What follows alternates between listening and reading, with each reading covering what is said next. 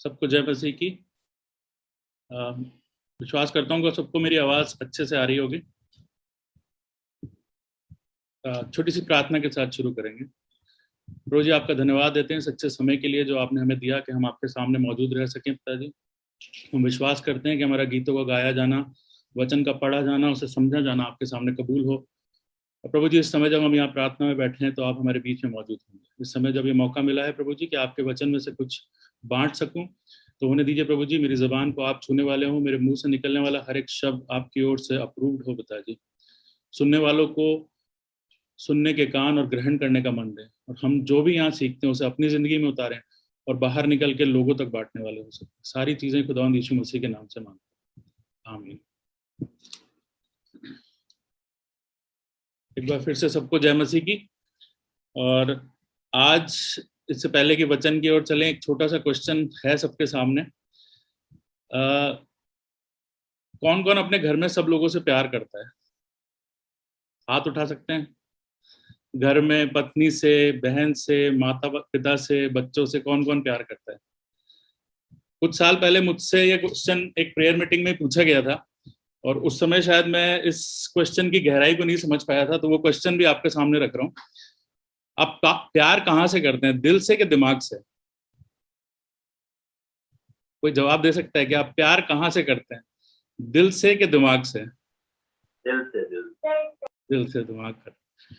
हम सब दिल से प्यार करते हैं। हालांकि साइंस की एक कहावत है कि there is no heart has no mind and brain has no heart. मतलब सोचने का काम दिमाग का है, इमोशंस का काम सब दिमाग का है, दिल का काम सिर्फ खून को पंप करने का है। पर हम लोग वचन के मानने वाले हैं और हम ये विश्वास करते हैं, और वचन में लिखा है तो हम इस चीज को पूरे दिल से विश्वास करते हैं कि जो इमोशंस हैं, जो हमारी फीलिंग्स हैं, वो हमारे दिलों से बाहर आती हैं, हमारे मनों से बाहर आती हैं। कई बार दिल का इस्तेमाल किया गया है शब्द का, कई बार मन का इस्तेमाल किया गया है। जो भी सोर्स हो, हमारी मोहब्बत, हमारा प्यार जो है उसमें से निकल के आता है। और जब आज जो वचन पढ़ा गया उस पर हम मनन करेंगे, और जब हम बात कर रहे हैं तो आज हम दिल की बात कर रहे हैं। तो वैसे देखा जाए तो दिल की बात हुई तो थोड़ी रोमांटिक होनी चाहिए, थोड़े से प्यार मोहब्बत की बातें होनी चाहिए। पर हमेशा वचन जो सिखाता है ना, वचन जो दिखाता है, वो हमेशा मीठी मीठी बातें नहीं सिखाता है। कुछ ऐसी बातें भी सिखाता है जो कई बार हमें डरा देती हैं, कई बार हमारे लिए डर का बाइस बनती हैं। और कुछ ऐसी बात है, और ये डर वो डर नहीं है जो शैतान हमें दिखाता है, मगर परमेश्वर चाहता है कि कुछ चीजों को हम सीखें, उसका डर हमारे दिलों में बना रहे, उसका प्रेम हमारे दिलों में बना रहे, ताकि हम सही रास्तों पे आगे चलें। जैसे एक पिता होता है ना, हम सबके पिता हैं, तो हम बड़े हो गए हैं, हमारे खुद के परिवार है, हम सब बड़े हो गए हैं, काफी लोगों की शादियां हो गई हैं, और शादी होने के बाद हम सबके बच्चे भी हैं। मगर हमें पता है हमारे पिता हमारी पिटाई नहीं करेंगे, हमें डांटेंगे मगर पिटाई नहीं कर देंगे। मगर फिर भी आज हम उनसे प्यार करते हैं, और उनका भय भी हमारे दिल के अंदर है। और वो भय इसलिए होता है ताकि हम लोग अपने सही रास्तों पे चल सकें। वही भय, वही डर जो है कभी कभी अच्छा होता है, ताकि हम अपने सही रास्तों पे आगे बढ़ सकें। तो आइए हम वचन की ओर चलेंगे, और इससे पहले कि हम और डिटेल में जाए, मैं चाहूंगा रिंकी एक बार जो वचन मत्ती 12 में पढ़ा गया उसे एक बार वापस पढ़ेंगे। मत्ती 12 उसका 33वें आयत से लेके 37वीं आयत तक एक बार उसे वापस पढ़ेंगे। यदि पेड़ को अच्छा कहो तो उसके फल को भी अच्छा कहो, और या पेड़ को निकम्मा कहो तो उसके फल को भी निकम्मा कहो। अब पेड़ क्या है? यहाँ पे पेड़ हमारे जीवन को दर्शाता है। अगर यहाँ पर यीशु मसीह बहुत सारी बातें अनुयोक्तियों में कहता था, मेटाफर्स में कहता था, तो यहाँ पर भी जो बात यीशु मसीह समझाना चाह रहा है वो यही समझाना चाह रहा है। जो पेड़ की बात यहाँ पे की गई है वो पेड़ है, हम लोगों के बारे में बात की जा रही है। और जो फल है, फल वो है जो हम करते हैं, जो हमारे काम है, उसके बारे में बताया जा रहा है।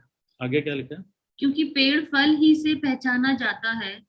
हे सांप के बच्चों, तुम बुरे होकर क्यों कर अच्छी बातें कह सकते हो? क्योंकि जो मन में भरा है वही मुंह पर आता है। अब ये बोल रहा है कि पेड़ जो है वो फल से जाना जाता है। अगर किसी ने फलों के बाग देखे हैं तो वहां पर माली से अगर आप पूछोगे ना कि कौन सा पेड़ अच्छा मीठा फल देता है, तो वो आपको एकदम बता देगा कि ये पेड़ अच्छा है, ये मीठे फल देता है, और ये पेड़ खराब है, ये फल नहीं देता है या खराब फल देता है। देखने वाला जो है, देखभाल करने वाला जो है, वो अच्छे से समझ सकता है कि कौन सा पेड़ अच्छा है, कौन सा पेड़ खराब है, और वो कैसे पता लगता है कि वो किस तरीके से फल देता है। खूबसूरती से नहीं, उसकी बदसूरती से नहीं, पर किस तरह के फल, मतलब जो अंदर से वो निकल रहा है, जो काम वो कर रहा है, उसके द्वारा पता लोगों को चलता है कि वो किस तरीके का पेड़ है। आगे, भला मनुष्य मन के भले भंडार से भली बातें निकालता है। भला मनुष्य मन के भले भंडार से भली बातें निकालता है। मतलब अगर आपके पास जो भंडार है, आपके घर में जो स्टॉक रखा है, आप किसी परचूने की दुकान पे जाके दवाई नहीं मांगेंगे, क्योंकि आपको पता है कि उन्होंने जो स्टॉक कर रखा है वो ग्रोसरीज को स्टॉक कर रखा है। आप मेडिकल शॉप पे जाके कपड़े नहीं मांगेंगे, क्योंकि आपको पता है उस दुकान में जो स्टॉक किया जाता है वो दवाइयां ही हैं, तो दवाइयां ही मिलेंगी वहां पे, आपको कपड़े नहीं मिलेंगे। तो जो चीज स्टॉक की गई है आपके अंदर से, वही निकल के आ सकता है। आगे, और बुरा मनुष्य बुरे भंडार से बुरी बातें निकालता है। हाँ जी। और मैं तुमसे कहता हूँ कि जो जो निकम्मी बातें मनुष्य कहेंगे, न्याय के दिन हर एक बात का लेखा देंगे। न्याय के दिन हर एक बात का लेखा देंगे। क्योंकि तू अपनी बातों के कारण निर्दोष और अपनी बातों ही के कारण दोषी ठहरा जाएगा। अपनी बातों के कारण निर्दोष, और निर्दोष को क्या मिलेगा? अच्छे रिवॉर्ड्स मिलेंगे। जब मैंने आज आपको बोला कि डराने की बात करूंगा, तो मैं रिवॉर्ड्स की बात भी करूंगा। ऐसा नहीं है कि सिर्फ डराऊंगा ही डराऊंगा, मैं कुछ ऐसी बातें बोलूंगा जो आपकी लाइफ को राइट डायरेक्शन में ले जाती है। साथ में कुछ ऐसी बातें भी मिलेंगी कि अगर हम राइट डायरेक्शन में जाते हैं तो उसका फल हमारे जीवन में क्या मिलेगा, करते हैं। और आज हम लोग थोड़ा नीति वचन में घूमेंगे। नीति वचन को लिखने वाला कौन था? सुलेमान। जो बुद्धि की बात की जाती है, दुनिया में सबसे ज्यादा बुद्धिमान आदमी आज तक जो हुआ है, उसके बारे में कहा जाता है कि सुलेमान है, सुलेमान से बुद्धिमान कोई नहीं हुआ। और जब वो बातें करता है तो वो लोग सुनते हैं, वो लोग समझना चाहते हैं और अपनी जिंदगी में उतारना चाहते हैं, और जो नहीं चाहते वो उसको उतारना चाहिए, क्योंकि ये सचमुच में बुद्धि की बातें हैं। और जब इसमें कोई चीज समझाई जा रही है तो वो हमारी जिंदगी के लिए बहुत इंपॉर्टेंट चीज है। तो शुरू करते हैं। सबसे पहला वचन मैं आपसे पढ़वाना चाहता हूँ, नीति वचन की किताब, उसका 4 अध्याय और 23वीं आयत। एक छोटी सी आयत है पर बहुत बड़ी बात लिखी है वहां पे। नीति वचन 4, उसकी 23वीं आयत। सबसे अधिक अपने मन की रक्षा कर, क्योंकि जीवन का मूल स्रोत वही है। मैंने आपको बोला कि आज हम दिल की बात करेंगे और मन की बात करेंगे, और जब मन की बात हो रही है तो सबसे बड़ी आयत, सबसे इंपॉर्टेंट आयत मुझे जो लगती है वो यही है कि क्या लिखा है उसमें?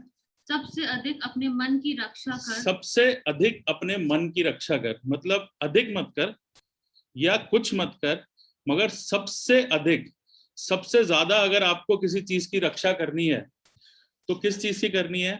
अपने दिलों की रक्षा करनी है। और जैसा हमने मत्ती की आयत में पढ़ा था कि जो अच्छा पेड़ है वो अच्छा फल देता है। फल कहाँ से आता है? अगर उस पेड़ की परवरिश अच्छी की गई हो और उसकी जड़ अच्छी हो, उसके अंदर बीज अच्छा बोया गया हो, तो उसका फल भी अच्छा आएगा।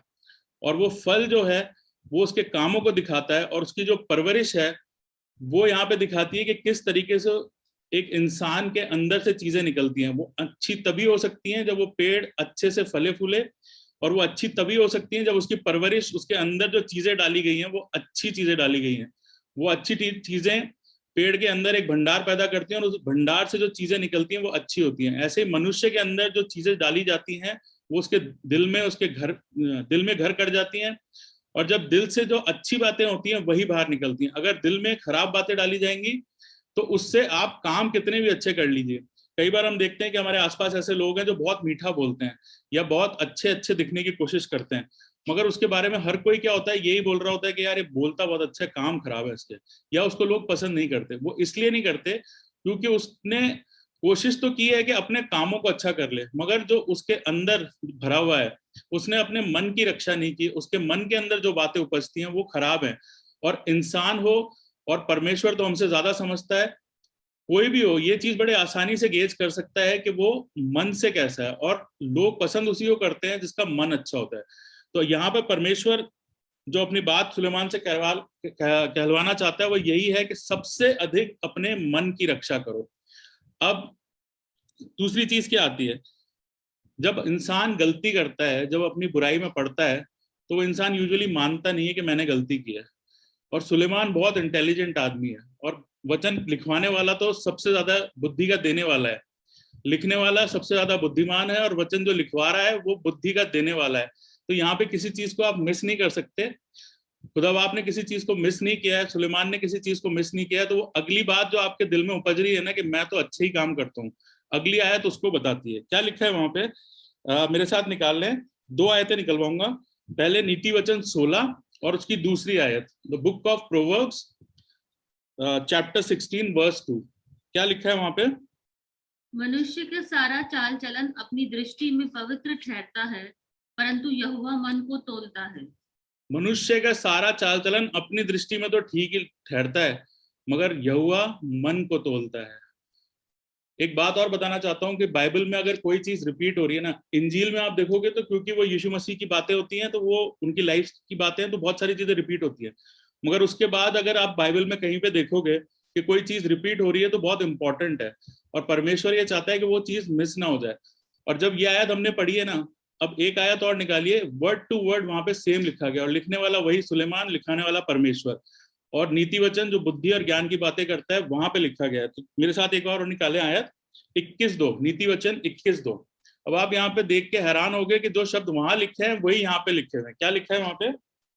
मनुष्य का सारा चाल चलन अपनी दृष्टि में तो ठीक होता है, मनुष्य का सारा चाल चलन अपनी दृष्टि में तो ठीक ही होता है, परंतु यहोवा मन को जांचता है। परंतु यहोवा मन को जांचता है।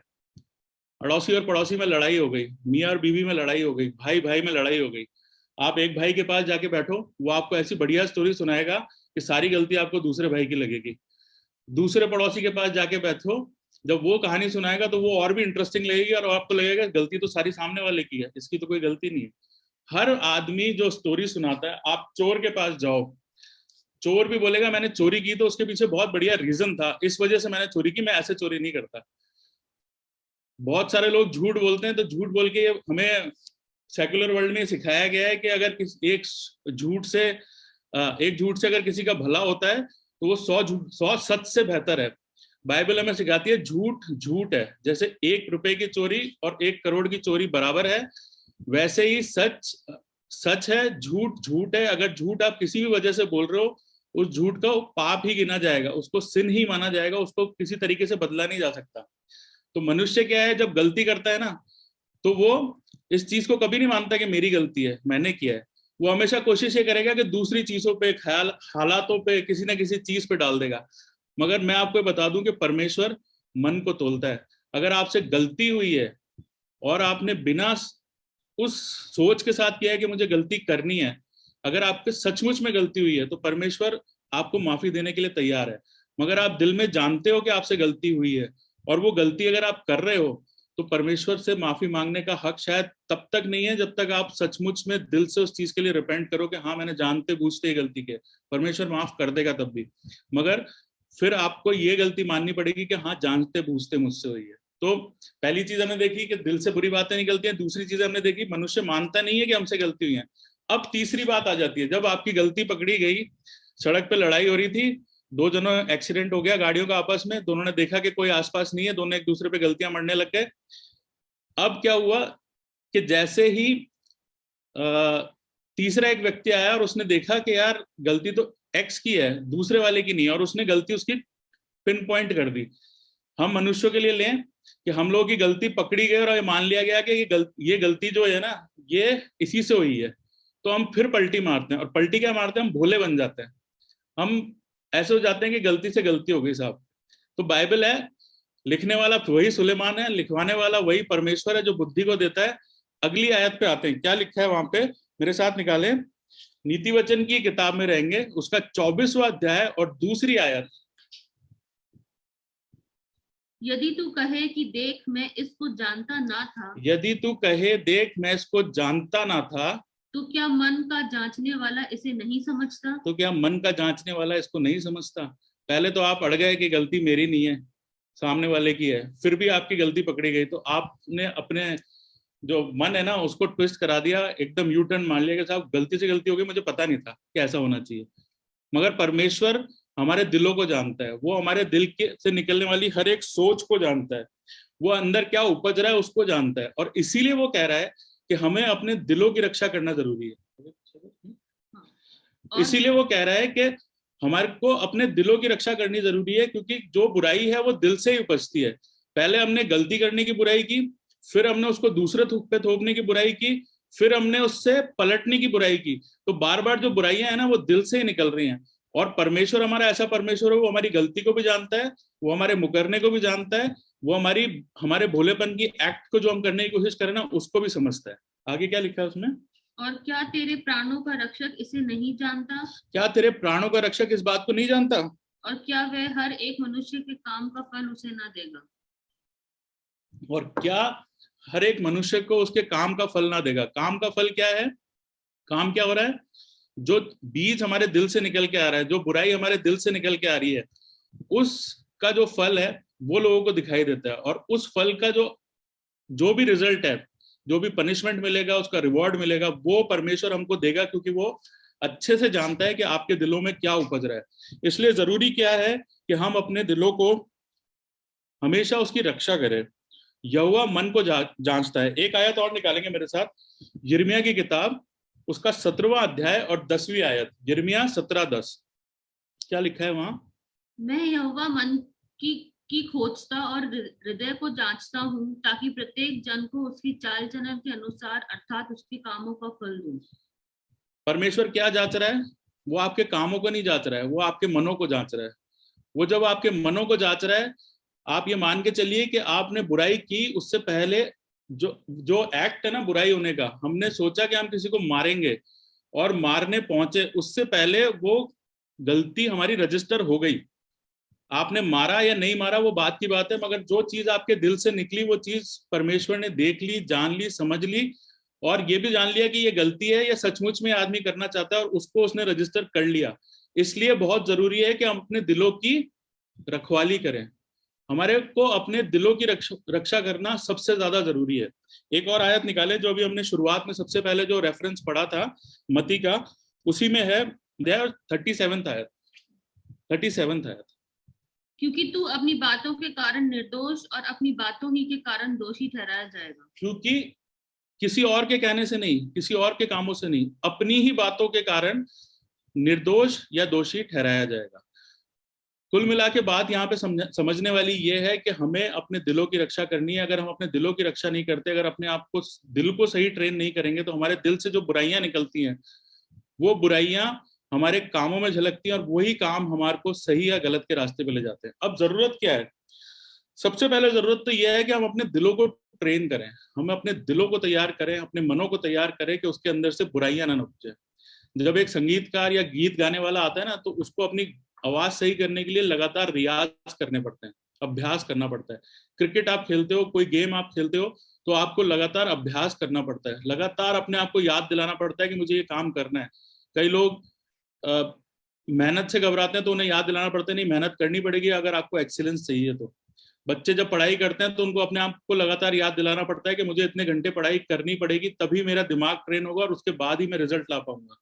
ऐसे ही हमें भी अपने दिल को, अपने दिमाग को, या जहां से भी हमारी सोच उपजती है, मन को हमें तैयार करना पड़ेगा, ताकि वो इस तरीके से ट्रेन हो कि उससे अच्छी ही बातें निकलें। अगर बुराई निकलेगी तो बुरी बातें बुरा फल लेके आएंगी। अभ्यास करने से पहले जरूरी क्या है? उससे पहले जरूरी है कि हम सही और गलत समझें। वो इंग्लिश में कहावत है कि परफेक्ट प्रैक्टिस, लोग कहते हैं कि practice makes a man perfect, बहुत सारे लोग बोलते हैं perfect practice makes a man perfect. अगर आप गलत प्रैक्टिस कर रहे हैं, मोनी क्रिकेट खेलता है, वो हमें बता सकता है कि भाई, जिन्होंने भी खेला है वो भी बता सकते हैं कि अगर आप बैटिंग की प्रैक्टिस कर रहे हो तो आपकी बैटिंग ही अच्छी होगी, बॉलिंग अच्छी नहीं हो जाएगी। अगर आप बॉलिंग की प्रैक्टिस कर रहे हो तो बॉलिंग ही अच्छी होगी, फील्डिंग अच्छी नहीं हो जाएगी। तो आपको इंडिविजुअली हर चीज की प्रैक्टिस करनी पड़ेगी ताकि सारी चीजें बेहतर हो। तो पहले तो आपको समझना ये जरूरी है कि हम सही करना क्या चाहते हैं। उसके लिए जानना ये जरूरी है कि सही क्या है और गलत क्या है। और सही और गलत का ज्ञान कहाँ से आता है? सही और गलत का ज्ञान हमारी बुद्धि से आता है। बुद्धि का देने वाला कौन है? परमेश्वर है। तो इसलिए कि हम अपने दिल को ट्रेन कर सकें, उसे सही अभ्यास करा सकें, उसे सही रियाज करा सकें, हमें सबसे पहले सही गलत का ज्ञान चाहिए, और सही गलत के ज्ञान के लिए हमें बुद्धि चाहिए। और बुद्धि हमें कहाँ से मिलती है? नीति वचन में निकालेंगे। नीति वचन की किताब, उसका 9वां अध्याय और 10वीं आयत। नीति वचन 9:10। यहोवा का भय मानना बुद्धि का आरंभ है, और परम पवित्र ईश्वर को जानना ही समझ है। यहोवा का भय मानना ही बुद्धि का आरंभ है। अगर आपको बुद्धि का आरंभ चाहिए, अगर आपको दुनिया की शुरुआत जहां से हुई अगर उसके बारे में पता करना है तो आपको जेनेसिस की किताब में जाना पड़ेगा। आप नए नियम से शुरू नहीं कर सकते। ऐसे ही अगर हमारे दिल में अगर हमें सही प्रैक्टिस करानी है तो बुद्धि चाहिए। और बुद्धि कहाँ से आती है, उसकी शुरुआत कहाँ से होती है, बुद्धि की विजडम की जो शुरुआत है वो कहाँ से होती है, यहोवा का भय मानने से होती है। मैंने अभी एग्जाम्पल दिया पिता का। हमारे घरों में पिता जो होते हैं या बड़ा जो भी होता है, हम उसका भय रखते हैं। जो भी हेड ऑफ द फैमिली है उसका भय, हम उससे प्रेम करते हैं। ऐसा नहीं है कि हम उसके आने से थर-थर कांपने लगते हैं। मगर जब भी हम गलत काम करते हैं तो हमें ध्यान आता है कि हमारे घर में कोई है जो हमको चेक करेगा कि तुमने गलत काम कर दिया। और वो झिझक, वो डर जो हमारे दिल में होता है वो हमें गलत काम करने से रोकता है। ऐसे ही हमें हर समय अपने दिमाग को ये याद दिलाना जरूरी है, अपने दिल को ये दिमाग याद दिलाना जरूरी है कि सबसे पहले परमेश्वर हमारी हर बात को जो हमारे दिल में उपज रही है ना, वो चीज वो वही जानता है। एक और आयत निकालेंगे।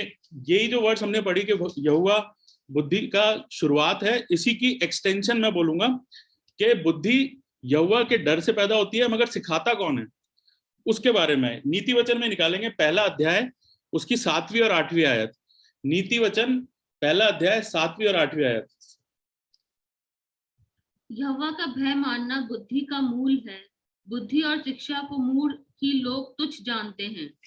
हे मेरे पुत्र, यहोवा का भय मानना बुद्धि का मूल है। बुद्धि का मूल है। ये तो वही वर्ड्स रिपीट हो गई। अब इसका एक्सटेंशन क्या है आगे? बुद्धि।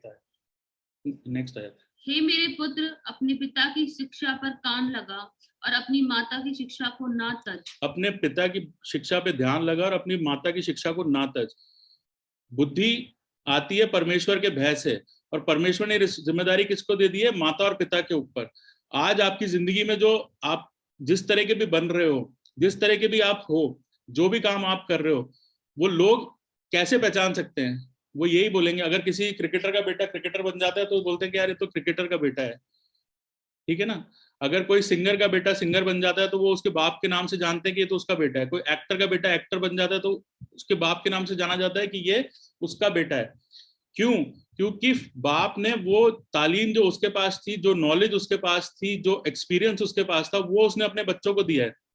ऐसे ही यहाँ खुदा बाप ने जिम्मेदारी माँ बाप को दी है कि वो अपने बच्चों में वो तरबियत डालें, वो सारी चीजें उनके अंदर इनकलकेट करें जो उन्होंने अपने माँ बाप से सीखी है या वचन से सीखी है।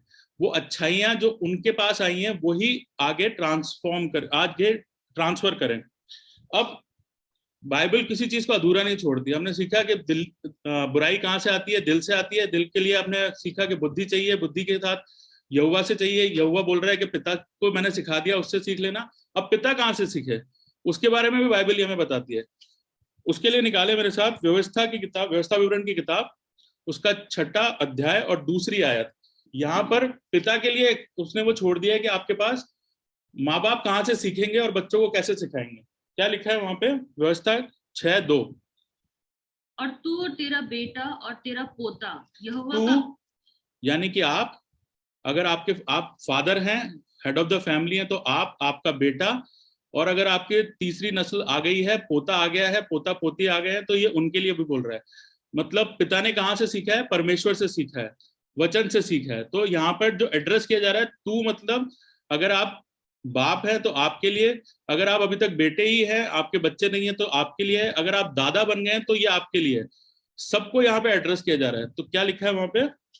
और तू और तेरा बेटा और तेरा पोता यहोवा का भय मानते हुए उसकी उन सब विधियों और यहोवा का भय मानते हुए, वही आयत यहाँ पे भी रिपीट हो रही है कि यहोवा का भय मानते हुए। आगे, उनकी सब विधियों और आज्ञाओं पर जो मैं तुझे सुनाता हूँ अपने जीवन जो भर विधियां और आज्ञाएं परमेश्वर खुद कह रहा है कि मैं तुझे सिखाता हूँ, उस पे जीवन भर चलता रहे। उस पे जीवन भर चलता रहे। यानी कि परमेश्वर हाईएस्ट अथॉरिटी है।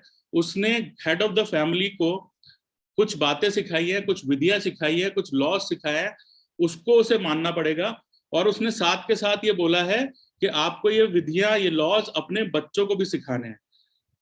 सिर्फ आपको अपने तक नहीं रखने। बुद्धि, आज आग को आग कहते हैं। अगर मेरा बेटा छोटा है, 2 साल का है, 3 साल का है, मैं उसको आग से बचाता हूँ कि जाके वो आग के अंदर हाथ नहीं डाल दे।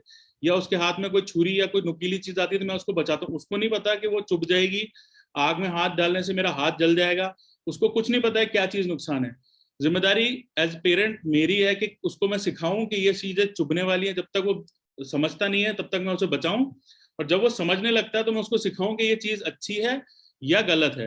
तो माँ बाप की जिम्मेदारी क्या है कि जब तक बच्चे नहीं समझ रहे हैं उनको वो संभालें, और जैसे जैसे वो समझने लगते हैं तो उनके अंदर वो लर्निंग्स, वो बुद्धि, वो ज्ञान, वचन की बातें उनके अंदर ट्रांसफर करें, ताकि वो सारी बातें उनके साथ रहें, वो उनको भूले नहीं।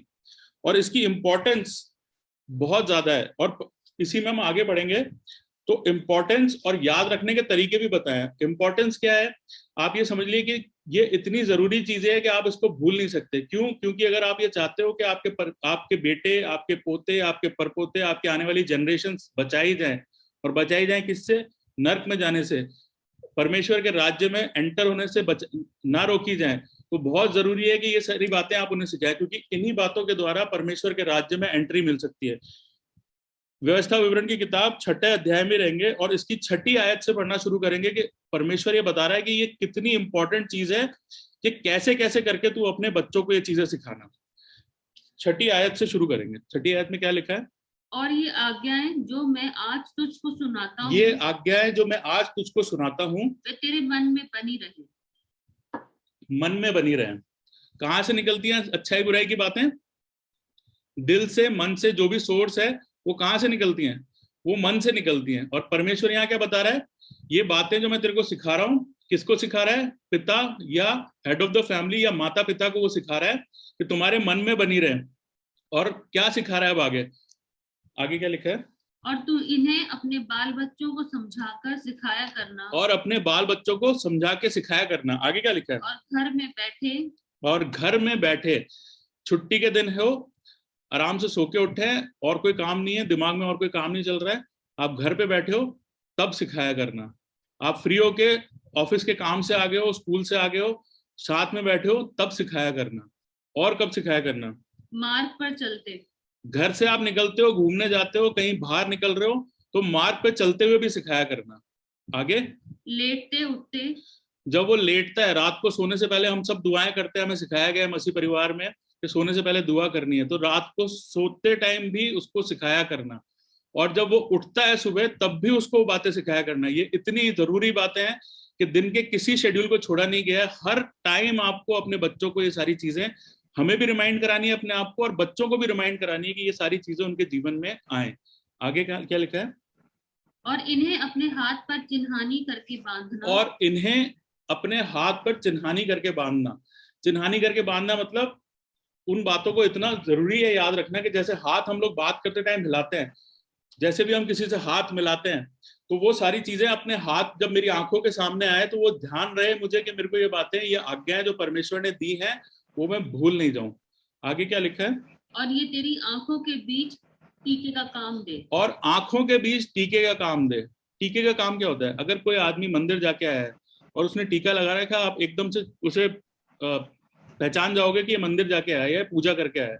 तो आंखों के बीच में टीका लगाने के लिए एक तो सेंटर ऑफ द हेड है वो, और दूसरी बात, जो कोई भी उसको देखेगा कि वो आज्ञा यहाँ पे लिखी है। आपके घर में अगर आप वो टीका लगा के घूम रहे हो, तो आपके बच्चे देखेंगे कि वो टीका लगा हुआ है, वो उनको वापस रिमाइंड कराएगा। मैं ये नहीं बोल रहा हूँ कि आप कोई चीज लेके माथे पे टीका लगा लो, मैं वो नहीं बोल रहा हूँ, मगर मैं इंपॉर्टेंस समझा रहा हूँ इसकी कि इतनी इंपॉर्टेंट बात है। इन सारी बातों का मतलब ये है कि कुल मिला के हाथ में कुछ बांधना नहीं है हमें, टीका लगाना नहीं है हमें, मगर ये इतनी इंपॉर्टेंट बात है कि जब आप हाथ को देखो, जब आप जाग रहे हो, जब आप सो रहे हो, जब आप उठ के चल रहे हो, जब आप कुछ भी कर रहे हो, तो वो चीज आपको याद आनी चाहिए कि मुझे अपने बच्चों को ये चीजें सिखानी है। इतनी इंपॉर्टेंट चीज है ये हमारे लिए, हमारे परमेश्वर ने रखी है कि हमें सिखानी है। और मैंने जब ये बात बोली कि हर बुराई जो है दिल से निकलती है और परमेश्वर दिल में कैच कर लेता है, तो ये डराने वाली बात है। हम लोग कई बार घबरा जाएंगे कि यार ये क्या हो गया, क्या हमने तो अभी किया नहीं, उससे पहले ही सारी चीजें हो गई। और ये सारा प्रोसेस मैंने आपको समझाया कि कैसे परमेश्वर की आज्ञाओं को मांगना है। अगर हम वचन की तरफ जाएंगे तो नए नियम में बहुत सारी आज्ञाएं हमको, बहुत सारे जीने के तरीके सिखाए गए हैं। पौलुस ने सिखाया है, पतरस ने सिखाया है, यीशु मसीह ने खुद सिखाया है। तो वो सारी चीजें आपको सिखाई गई है कि आप उनके ऊपर चलो। मैंने आपको बोला था कि मैं सिर्फ डराऊंगा नहीं, मैं आपको रिवॉर्ड्स भी बताऊंगा, और इतने फैंटेस्टिक रिवॉर्ड्स हैं हमारे लिए जो हमारे लिए रखे गए हैं, जिसको हम आगे पढ़ेंगे, जो हम लोगों ने कभी कमाए नहीं है। हमारी जिंदगियों में आप देखोगे कि हम लोग, कई बार ऐसा होता है कि माँ बाप हमारे अच्छे काम करते हैं, उसका फल बच्चों को मिलता है। आपने कई बार महसूस किया होगा कि यार मैंने इस काम के लिए इतनी मेहनत नहीं की थी, मगर ये रिवॉर्ड मुझे कैसे मिल गया। कई बार हम लोग किसी काम को मेहनत के लिए सोच के जाते हैं कि ये काम तो बहुत मुश्किल लग रहा है, और मैं वहां पहुंचता हूँ, वो काम मेरा हो जाता है। ये कैसे हो जाता है? ये ऑटोमेटिकली कैसे हो जाता है? ये बाइबल में लिखा है कैसे हो जाता है, और मैं आपको बताता हूँ कैसे हो जाता है। इसकी आयत निकाल लें। व्यवस्था विवरण की 6ठी किताब में ही रहेंगे, उसकी 10वीं आयत में क्या लिखा है?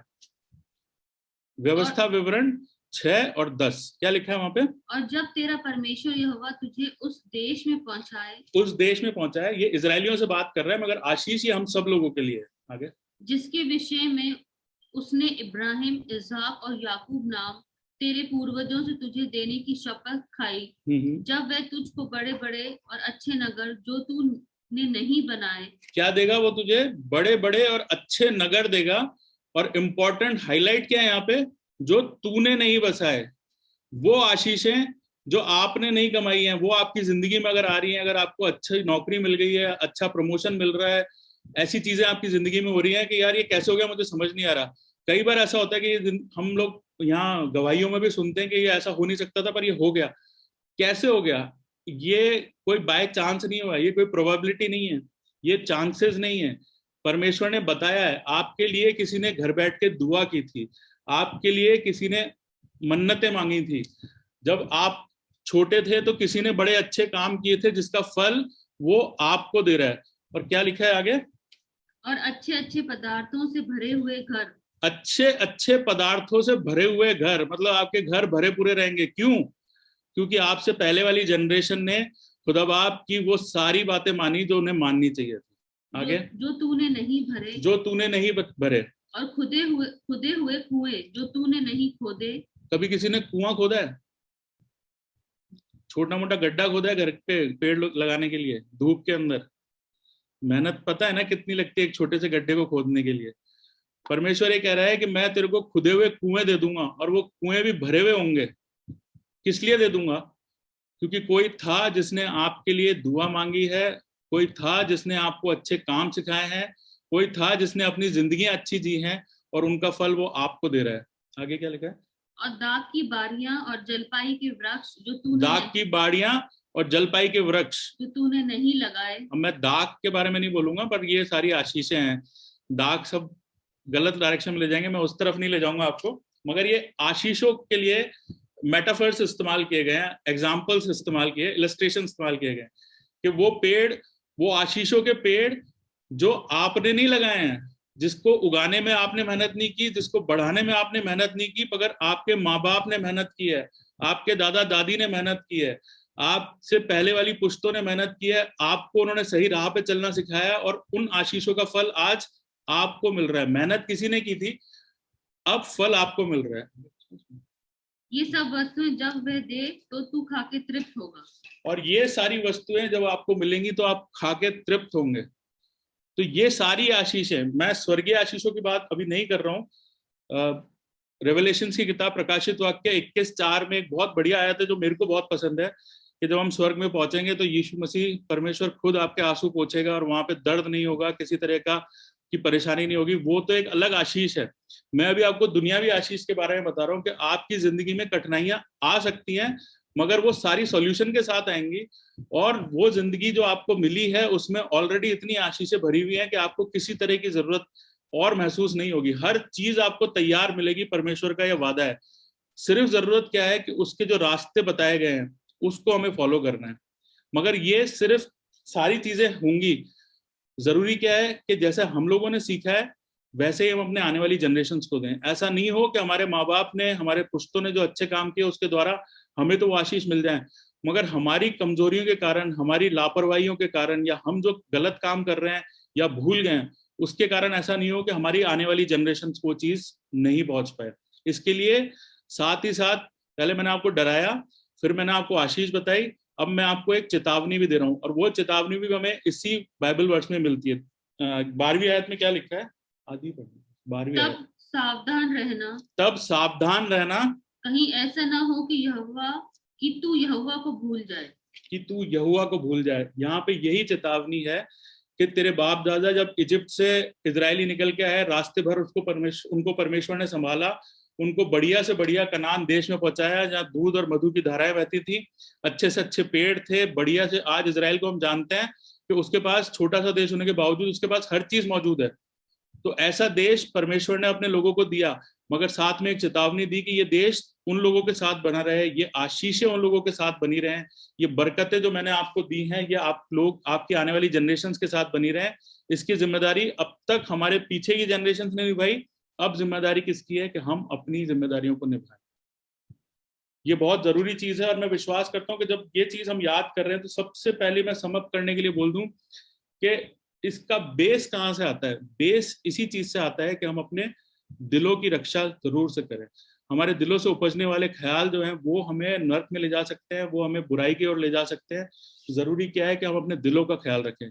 दिल को ट्रेन कैसे करेंगे? यहोवा का भय मान के और अपने माँ बाप ने जो हमें अच्छी बातें सिखाई हैं उसके द्वारा। जो माँ बाप ने अच्छी बातें सीखी हैं वो हम तक ट्रांसफर की गई हैं। अब हमारी जिम्मेदारी है कि वो सारी अच्छी बातें जिस भी तरीके से हो, रात को सोते जागते उठते बैठते चलते जैसे भी हो, अपने बच्चों में डालें और परमेश्वर को कभी ना भूलें। मैं ये विश्वास करता हूँ कि जब ये सारी बातें आज हमने रिवीजन के तौर पे की हैं तो ये सारी चीजें हमें एक बार फिर से याद दिलाएंगी कि हमें अपनी जिंदगी में क्या करना है। वचन हमें सारी अच्छी बातें सिखाता है, मगर कई बार क्या होता है कि वो बहुत सारी बातें जब हम सीख जाते हैं तो पुरानी बातों को भूल जाते हैं। अभी मैं बहुत सारे लोगों को बोलूंगा कैखे गए सुना दे तो बहुत मुश्किल हो जाएगा, मेरे लिए भी मुश्किल हो जाएगा, मैं नहीं सुना सकता, क्योंकि हम उसके आगे की जो लैंग्वेजेस हैं, मिंटू भी यहाँ बैठे हैं वो बताएंगे कि आईटी से रिलेटेड बहुत सारी लैंग्वेजेस होती है, वो सारी हम सीख गए मगर कैखे गए शायद भूल गए, संस्कृत शायद भूल गए। क्यों? क्योंकि हमने उसको रिवाइज नहीं किया था। तो जिंदगी में कभी कभी ये जरूरत पड़ती है कि हम लोग उन चीजों को रिवाइज करें जो बेसिक्स हैं।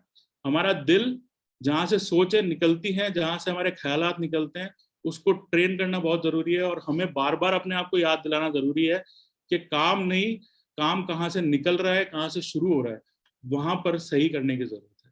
विश्वास करता हूँ कि आप सबको इस वचन के द्वारा आशीष मिली होगी। जय मसीह की।